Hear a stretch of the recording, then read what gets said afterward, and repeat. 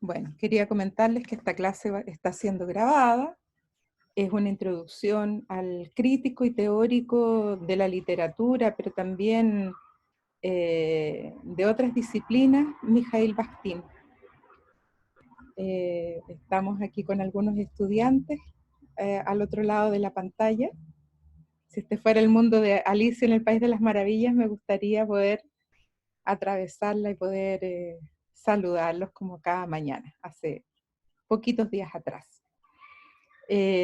Bueno, Mijaíl Bakhtin comienza a hacer su producción crítica y filosófica de manera paralela a los formalistas rusos. Pero mientras los formalistas rusos están preocupados de cómo funciona un texto literario, Bakhtin tiene otras cosas en su cabecita, y es cuál es el diálogo que entablan los textos entre otros textos, otros discursos, y por otro lado, con su sociedad. ¿Mm? Entonces, es muy interesante adentrarse en el mundo de Bakhtin, por supuesto que sus pretensiones no son menores. ¿Mm? Cómo dialogan los textos con el lenguaje en general, con otros textos, con la sociedad. Es decir, amplía los estudios literarios de una manera insospechada, y por eso, por esa amplitud de pensamiento de Bakhtin, es que todavía podemos estarlo estudiando, a un siglo de él haber propuesto sus teorías.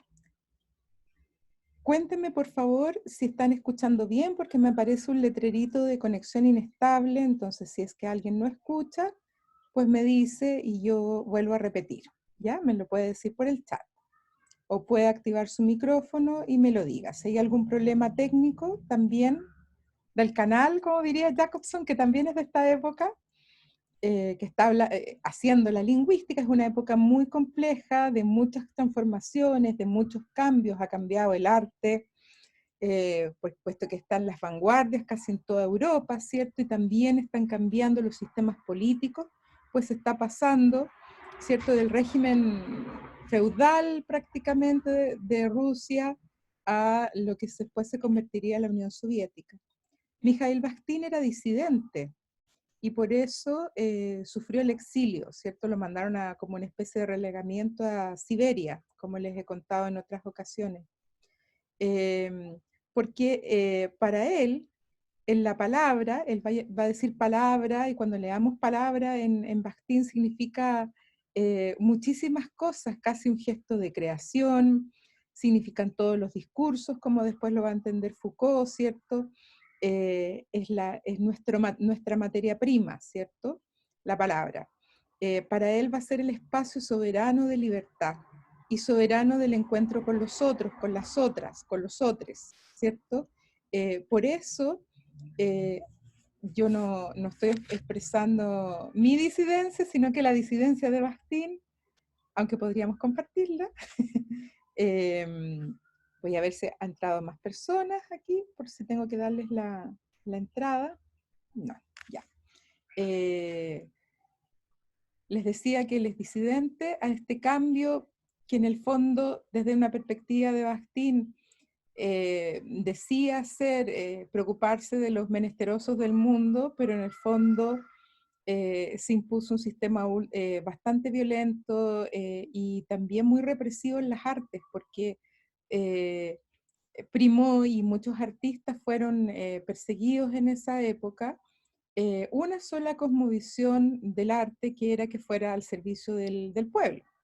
Incluso pocos años después, nuestro querido Pablo Neruda también fue reprendido, que era comunista, ¿cierto?, porque por sus residencias en la tierra, que eran muy complejas, como el surrealismo, ¿cierto?, si el arte tenía que ser para el pueblo, como si el pueblo fuera idiota, eso lo agrego yo, y entonces él hace sus odas elementales. En la música es el caso de Prokofiev, ¿cierto?, que también es una época en que todo el mundo quiere experimentar en la forma, pero que se va a imponer una sola forma de hacer arte, ¿cierto?, que era esta que propugnaba el partido, ¿cierto? en este caso el Partido Comunista, pero pueden ser muchos tipos de partidos, muchos tipos de formas autoritarias de entender el pensamiento y la comunicación. En este contexto tan ingrato, tan represivo, de tanta precariedad, incluso económica, climática, ¿cierto? De encierro, porque si tú estás en Siberia no es que voy a ir a pasar en perro, ¿cierto? Encierro absoluto, con frío. Bakhtin dice, ¿dónde encuentro mi espacio de libertad? ¿Dónde puedo ser y anular lo que ahora llamaríamos distanciamiento social? Los mandaban a Siberia porque no había nadie de nadie, ¿cierto? Un lobo habría. ¡Au! Gritaba Bakhtin para aprender el lobés. No, ya empiezo a contar cuentos porque es mi lado ficcional. Pero probablemente me imagino a Bakhtin con ganas de aprender el lobesno, el lobato, qué sé yo, el lenguaje de la manada.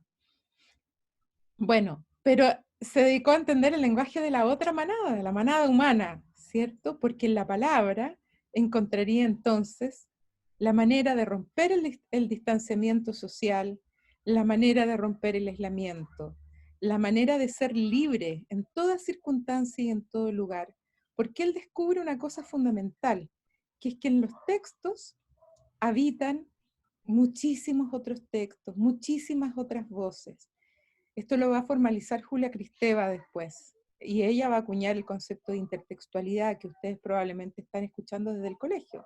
Esta es una idea de Bakhtin, pero él no solo dice eso, no solo dice que los textos, sino que cuando una persona habla, yo por ejemplo, que parece que estuviera hablando sola, porque no hay nadie con el micrófono abierto y no veo sus caras, veo solo nombres y una pantalla negra al frente, aún así, en este discurso que parece un soliloquio, yo los considero e intento, por ejemplo, hacer este discurso un poco más entretenido, un poco más vital.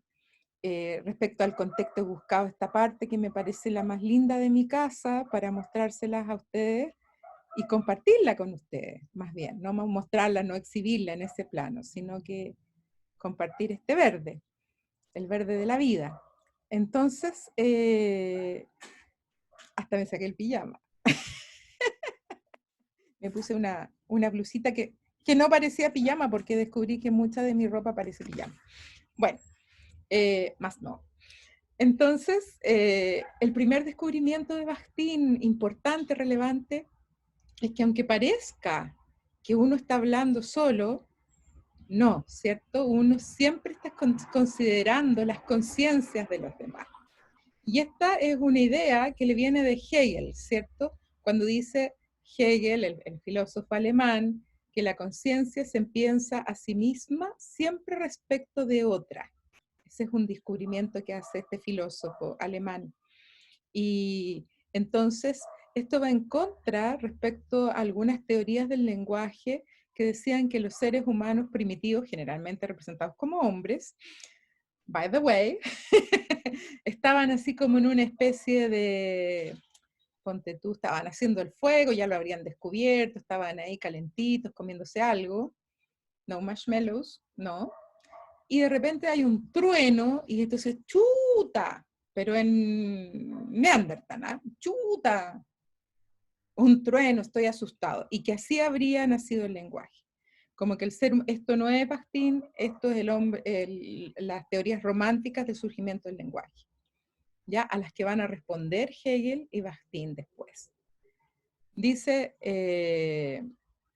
aquí alguien conectando con el audio, ¿quién será? Valentina, hola, buen día. Estamos hablando del surgimiento del lenguaje para los románticos, Humboldt en este caso específicamente, von Humboldt, y él dice que el lenguaje nacería así espontáneamente por producto del terror. Y Hegel va a decir, no, no estoy de acuerdo, y Bakhtin también, porque van a decir, el lenguaje tiene que ver con los demás, tiene que ver con los otros.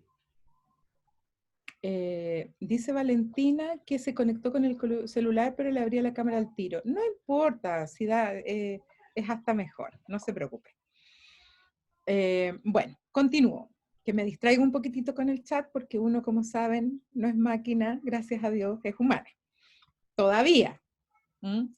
Y así persistiremos hasta que ya no. Bueno, y eso también, eso del ya no, es lindo, porque también Bakhtin dice, sabes que los textos no tienen principio ni fin, no existe ni la primera ni la última palabra, siempre estamos habitados por las palabras ajenas. En mi caso, las palabras de mi padre, de mi madre, de mis abuelos. El lenguaje tiene una estructura en que siempre va a considerar a los demás. Así, por ejemplo, es el caso de Hegel, que dice, la conciencia se piensa a sí misma como si fuera otra, porque cuando yo estoy sola, ya ponte tú esa gente que está sola en su casa, que está viviendo la cuarentena sola, cuando piensa, no piensa, a ver, misma, dime misma. O dice, sí, misma. ¿Cómo se piensa uno a sí mismo? Como si fuera otro. Y de hecho se habla en tercera persona. A ver, Rubí, ¿qué estás haciendo? Organiza la clase. ¿Ah? Como que no habrían estos diálogos de uno con uno mismo, sino que hasta ese mismo es otro. Esa es la idea de Hegel. Y Bakhtin también va a decir lo mismo, que en el lenguaje normal, tradicional, no solo está mi conciencia, sino que están las conciencias de los demás. Y el canto de todos, que es el mismo canto, diría la Violeta Parra, ¿cierto? ¿Por qué? Porque cuando uno nace, ¿cierto?, recibe las palabras ajenas hasta que va articulando las palabras propias. Esta es una tesis de Voloshinov. Bakhtin tuvo que escribir, ¿qué es Bakhtin? Bakhtin tuvo que escribir bajo muchos seudónimos, pues estaba en este régimen represivo que veía una sola forma de entender las cosas, un totalitarismo, ¿cierto? Después en el mundo se van a desarrollar otros totalitarismos de derecha, pero en este caso él estaba en un totalitarismo de izquierda. Se llama nazismo, fascismo, lo de derecha. Pero comparten el hecho de que existe una sola versión de la historia, la que cuenta el poder. Y Bakhtin se va a interesar por las otras grandes cantidades de historias que cuenta la gente, que cuentan los ancestros. Y también, no todo es tan feliz, las palabras ajenas, que serían las voces de la autoridad, lo que dicen las instituciones. Siéntate derecho, siéntate derecha, sé buena, en boca callada no entran moscas. Todos los juicios, por ejemplo, sobre lo que es ser un buen estudiante. ¿Qué es ser un buen estudiante? ¿Qué es ser una buena estudiante? ¿Qué es ser un buen profesor? ¿Qué es ser un mal profesor? Eso está teñido por las palabras propias que uno va desarrollando en una buena madre. Eso, ¿ah? Casi como, ¡pah!, me cayó un ladrillazo, ¿cierto? Una buena madre. ¿Qué es ser una buena madre?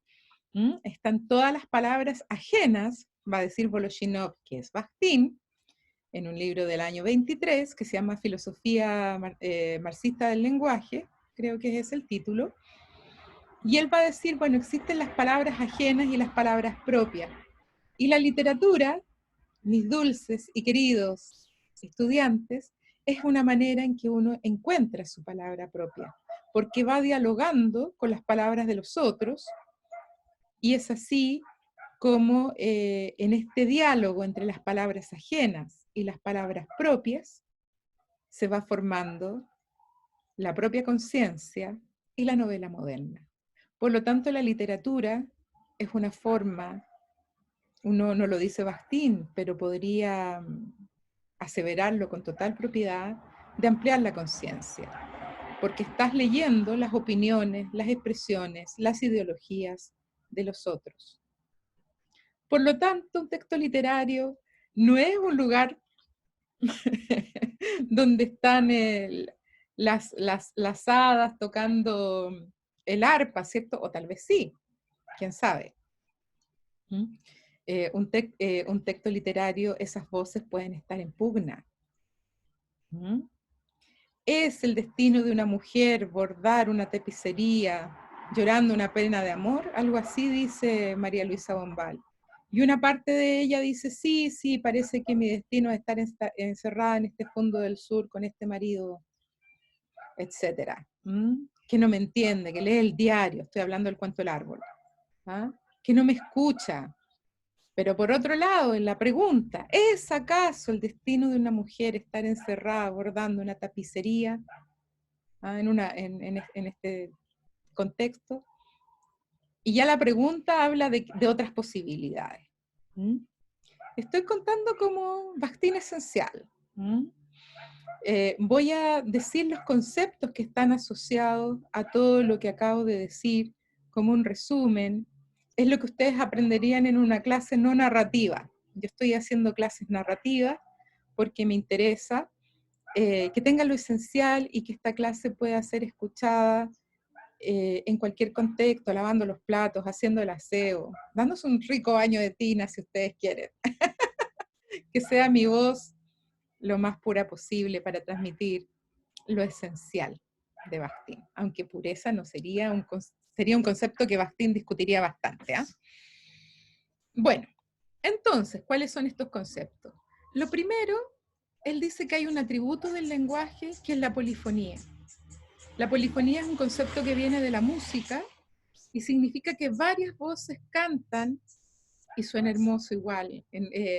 La polifonía es una música que, si estuviéramos en clase, yo pondría algún ejemplo musical, pero está Orlando Di Lassus, por ejemplo, es de la música polifónica. Toda esa música medieval, todas las voces se unían, no en un sistema armónico. Los que toquen guitarra sabrán que siempre en la guitarra hay como una dominante, la dominante do, entonces uno sabe que viene el mi, que viene el re, y que eso arma la canción. No, aquí sin una voz cantante, sino que todas las voces cantan a su aire, y sin embargo, suena bien. Y Bakhtin dice, este ser que estaba medio aprisionado, medio perseguido, quitémosle el medio, completamente perseguido, y que la palabra es la libertad, ¿cierto? Dice, bueno, el lenguaje es polifónico. Todas las voces cantan y todas las voces se expresan. Toda la literatura crítica posterior pone un poco en duda eso. Habrían voces que hablan más que otras, que se escuchan más que las otras. Bueno, el mismo Bakhtin lo sabe y por eso ve también la arena discursiva como, como una arena de poder, ¿cierto? De hecho, muchas veces hay una lucha para que uno pueda expresar su propia palabra y no sea un mero repetidor de las palabras ajenas, de las palabras de la ley, de las iglesias, de las instituciones, de los padres, como autoridades tradicionales y no como guardianes tutelares del amor. Voy a hacer honor aquí a mi blusa. Y, ¿por qué no? Puede ser así también, ¿no? Bueno, entonces dice que el lenguaje es polifónico. Esa sería una propiedad del lenguaje, de cuando hablamos del lenguaje cotidiano. Cuando uno dice madre, van a sonar en cada uno de ustedes una resonancia distinta. Si estuviéramos en clase, escribiríamos en el pizarrón. Ustedes lo pueden hacer en el chat ahora. ¿Qué asocian cuando yo digo la palabra madre? ¿Mm? Vamos a esperar que lo pongan. Pero algunos dirían, ¿lo van a hacer? Si lo van a hacer, voy a detener la grabación, a ver. Bueno, estábamos viendo del ejemplo madre, para algunos va a ser la madre tierra, para otros va a ser una arpía, para otros va a ser alguien persecutorio, así como Woody Allen, ¿cierto? Con esta mamá que le aparece encima en las películas, o el coro de Erinias, de Amel Altit, ¿cierto? Pero incluso en el lenguaje cotidiano la palabra madre puede ser culpa, nutrición, palabras positivas y negativas en una sola palabra. ¿Mm? La misma palabra cuarentena ahora, hace años atrás era lo que hacían las mujeres cuando tenían un bebé, una guaguita, se quedaban 40 días en la casa, idealmente, ¿cierto? También tenía que ver con restricciones sexuales, respetar la cuarentena, significaba otra cosa. Una sola palabra significa muchas cosas. Y bueno, ese es el juego de la literatura, que precisamente esas concepciones las usa a su favor para imponer o determinar o establecer otros sentidos a esas cosmovisiones de una palabra. Va a haber cosmovisiones más extendidas, más comunes, y otras versiones más originales. Por ejemplo, la palabra naturaleza. Para Huidobro va a ser una viejecilla insoportable que no va a seguir en su manifiesto. Para otros va a ser la madre naturaleza pródiga que da todo. Para otros va a ser como la princesa Mononoke, que es cierto, alguien que tiene su agencia, que se defiende. Son distintas concepciones. Esto se da en el lenguaje ordinario, dice ya que no hay lenguaje ordinario, pero pongámosle que no literario, y se llamaría polifonía. Aquí estoy siguiendo a la crítica Elsa Ducrarov en su magnífico libro Bakhtin o la guerra de las culturas, que está disponible para ustedes, para si quieren complementar esta clase. Y esto pasaría al texto literario como dialogismo, porque en un texto literario se optimizaría esta gran cantidad de sentidos, de conciencias humanas que están habitando cada palabra. Entonces se llama polifonía en el discurso normal, cotidiano, y se llamaría dialogismo en el discurso literario. Me acordé de Elsa, que es una jovencita, no crean que es una señora vetusta, es una crítica argentina también, autora de Los prisioneros de la torre, que es un texto sobre literatura argentina para los que estén haciendo narrativa, y les recomiendo ese librito también. Fin de la nota al pie. Y una genia, dice Josefina Rojas. Claro que es una genia. Estamos de acuerdo. Bueno, la cosa es que dijimos dos conceptos, ¿cierto? Polifonía en el discurso normal, que viene de un discurso musical, y dialogismo en el discurso literario. Puede haber un diálogo, así como, hola, hola, ¿dónde viniste? ¿Dónde estabas? ¿O qué fuiste? Y no significa que haya dialogismo, ¿ya? O sea, también esto es como una confusión clásica por la que todos hemos pasado, que uno cree que porque haya un diálogo en un texto literario hay dialogismo. No, lo que tiene que haber son distintas visiones, ideologías expresadas, concepciones, y ahí vamos a estar en un texto dialógico. ¿Cuáles son los contrarios, cierto, de la polifonía del dialogismo? Pues el monologismo, ¿cierto? Sería la forma en que solamente se privilegia una versión de la historia, una concepción, una manera de entender el mundo. Que en nuestro mundo del siglo XXI sería como el TTP1, ¿cierto? El monocultivo, un solo tipo de tomate, ¿cierto? En larga vida, no el tomatito que salió con una cosita asada, ¿cierto?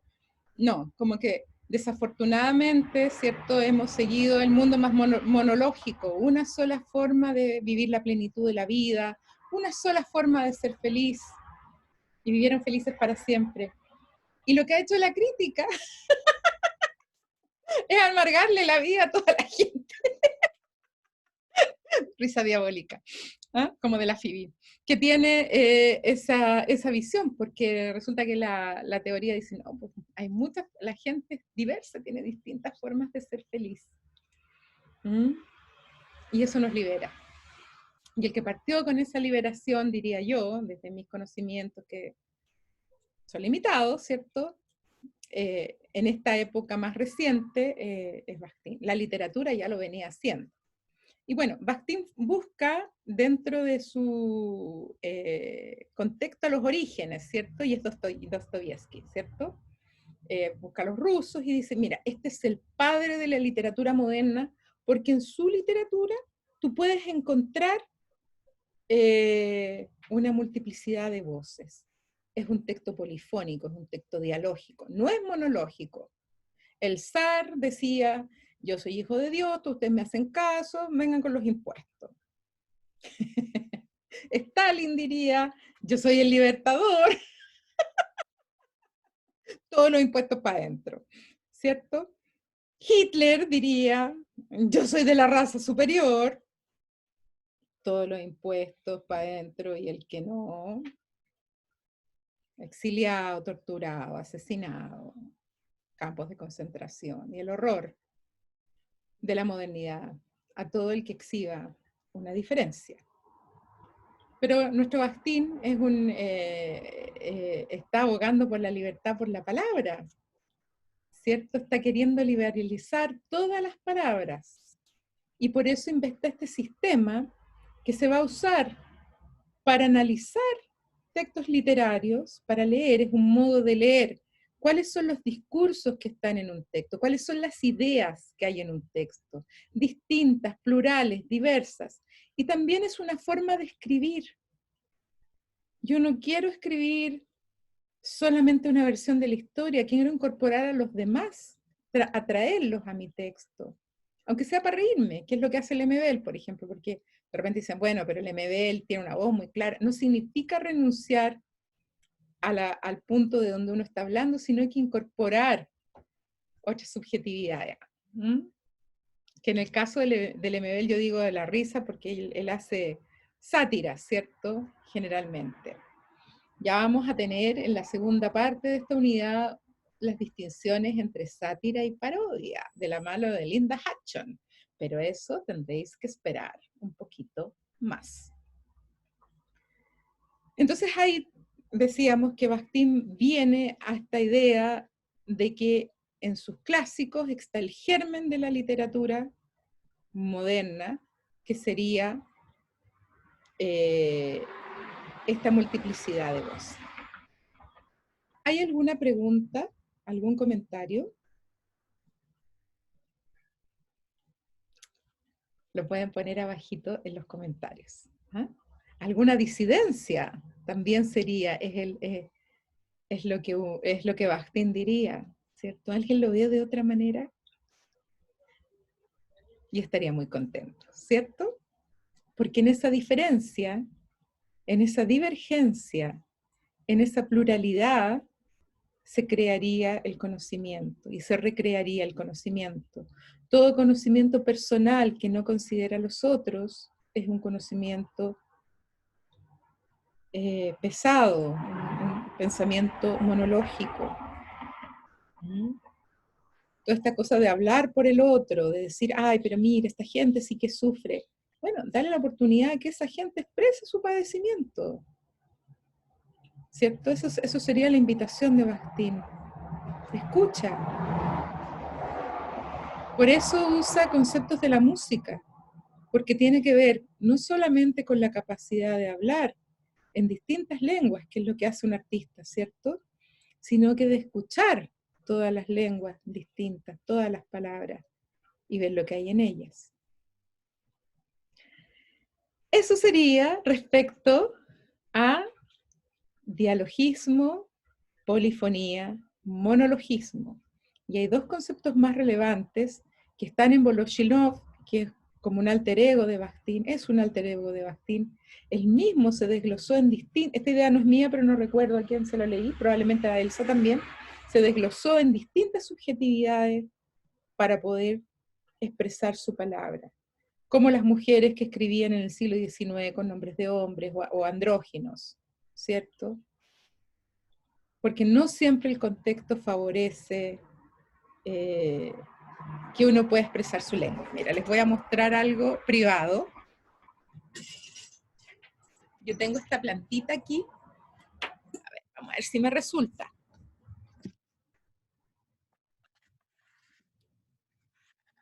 Hay una, esta, que la pobre no sabe hablar. Tiene todas sus lengüitas hacia abajo. Y esta sí sabe hablar, pues tiene todas las lengüitas para afuera. Y yo las puse juntas para que aprendan la una de la otra, porque la que tiene las lengüitas para abajo sabe que tiene que aprender a ser cauta, y la otra que tiene las lengüitas expandidas le canta conversar. Entonces entre las dos se ayudan, y eso tiene que ver con cómo vamos a organizar los trabajos grupales, que será la última parte de la clase y no la voy a grabar. me gustaría decir lo de las voces propias y las voces ajenas, por eso también mostré las plantitas. Sí, bueno, ustedes también pueden aprovechar, dice aquí qué linda su plantita. Pueden plantar porotos, plantar ají, usar los pimentones que tienen, sacarle las semillas y hacer sus propios huertitos de perejil, de cilantro. Lo van a agradecer en primavera. Con esas semillas se van sembrando también otras ideas, otras cosas. Es mi deseo. Las plantitas enseñan mucho. Hay que saber escuchar ese lenguaje. Bueno, y ese es el libro que estoy escribiendo ahora, lo que me dicen las plantas. Nunca uno está solo. Eso es Bakhtin llevado al máximo, a hablar con otras especies. Bueno, yo estaba en otra cosa. Estaba en las voces propias y las voces ajenas, que es un concepto de Voloshinov, y serían las voces ajenas, las voces institucionales, las voces de la tradición. Y las voces propias sería lo que uno logra decir por uno mismo, a veces en contra del grupo. Todos vamos para allá, vamos para acá. Oye, pero es que yo quiero otra cosa. Y lo voy a hacer. Y busca a otros, ¿cierto? Para expresar esa voz. O busca la manera de expresarse. Porque yo ahí puse las dos plantitas juntas, pero si no, imagínense la otra que está toda amarradita con sus hojitas para abajo. Tremendo, ¿no? Se enferma. Ya. Entonces, eso sería la primera parte de Bakhtin Esencial, según Rubí Carreño. La segunda parte tiene que ver con el origen de la literatura. Este es otro tema.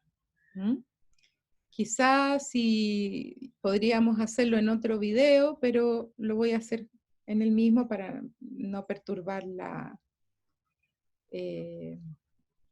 clase. Podemos hacer una pausa. Eso sí vamos a hacer una pausa. Ya, entonces, hicimos en la primera parte de esta clase algunos conceptos esenciales de Bakhtin, y ahora me gustaría hablar del origen de la literatura, según Bakhtin, de la novela moderna, no de la literatura, de la novela moderna. Hasta antes de Bakhtin, se decía que la literatura había surgido desde los cantos épicos, o sea, era una creación de las clases altas. Había un rey, unos caballeros que habían ido, y no solamente las clases altas, sino que una cuestión muy patriarcal. Habían ido a conquistar algún pueblo, algún país, había habido un juglar así dominado de los dominantes, como diría Bourdieu años después, como parte de esa clase social, pero que estaba como al servicio, como el rey burgués o el bufón de Rubén Darío, como esa situación de artista, y habría cantado las hazañas de este noble, este noble conquistador, y conquistador tiene muchas connotaciones, y ahí es una prueba de la polifonía de las palabras. Para algunos es un galán, conquistador para otros es un asesino, para otros es lo que nos tocó, etc. No va a ser lo mismo la palabra conquistador para una lamien, ¿cierto?, que para una chileno, aunque eso ha cambiado en los últimos años. Eso. Entonces, él va a decir, no, fíjate que no, yo no creo, puesto que hay tantas voces en la novela moderna, no. La literatura moderna no viene de aquí. La literatura moderna viene de la plaza pública y de las clases populares y del carnaval. Estoy haciendo una introducción, esto lo va a desarrollar mejor Josefina en la próxima clase, pero voy a hacer la introducción. Él va a decir, mira, sabes que cuando la gente se junta en una plaza pública y hay helado a 100, pan de huevo, empiezan con sus pregones, están los lanzas ahí, de cuello y corbata y los otros. Ahí está el germen de la literatura moderna y de los géneros que se cultivaban en el carnaval. O sea, La literatura moderna no tendría su origen en la guerra, sino que en la fiesta. Y eso es maravilloso, ¿cierto? Y en la fiesta, en que se rompen las estructuras, hay una rebeldía generalizada, pero una rebeldía con forma, ¿cierto? Que es la forma del carnaval, que tiene algunas características que va a decir Josefina en la próxima clase. ¿Mm? Y en especial sería la menipea, que es un género que ya está en desuso. Acordémonos que los géneros son históricos, tienen una permanencia en el tiempo, y hay otros que sí se mantienen, pero también cambian, todo cambia. Ahí estaría el germen de la literatura moderna, porque precisamente conviven muchísimas voces. Y junto con eso, da una teoría sobre la novela moderna y da una teoría sobre la literatura también, como este espacio de convergencia popular. Y hay una teoría sobre las culturas populares también. Eso lo vamos a desarrollar la próxima clase. Yo dejaría esto hasta aquí, de Bakhtin esencial, y bueno, voy a detener la grabación ahora. Un abrazo para todos los que estuvieron acá y los que nos verán prontamente.